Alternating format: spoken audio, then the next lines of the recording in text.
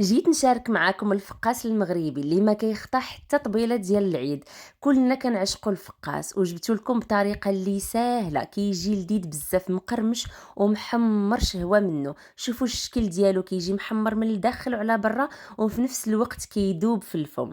ندوزو للمقادير والطريقه ديال التحضير. خديت هنايا واحد لوبول غادي نوضع فيه 4 ديال البيضات متوسطين في الحجم بحراره ديال المطبخ، رشيشه ديال المليحه، وواحد الساشي ديال الفاني او ديال الزهر الا كان عندكم. عندي كاس د العنبه مع مرش واحد شويه، يعني كيبقى خاوي ديال السكر حبيبات.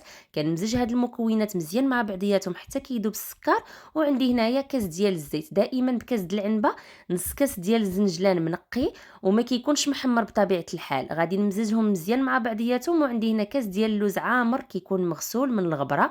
وكنبدا كنضيف الدقيق شويه بشويه مع ساشي ديال الخميره د الحلوه من فئه 7 غرام. كنجمع او نخدم هاد المكونات مع بعضياتهم حتى كتحصل على واحد العجينه اللي تكون رطبه وما كتلصقش في اليد.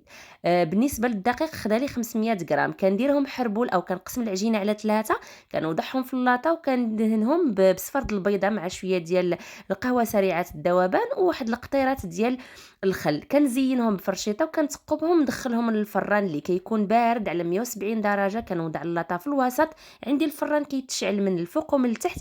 كنخليهم تقريبا 45 دقيقه. من بعد ما نخرجو نغطيه بواحد الزيف اللي كيكون شويه غليظ باش يرجع ليه الصهد. كما كتعرفوا الفقاس ما كيطيبش طيبه كامله. كنعاودو نطيبوه المره الثانيه، كنخليه ساعه كامله ومن بعد كنبدا نقطعو. كما كتشوفوا انايا تشقق لي شويه، ورغم ذلك انه ما كيتفرطش في التقطاع، التقطيعات كيجيو مقادين.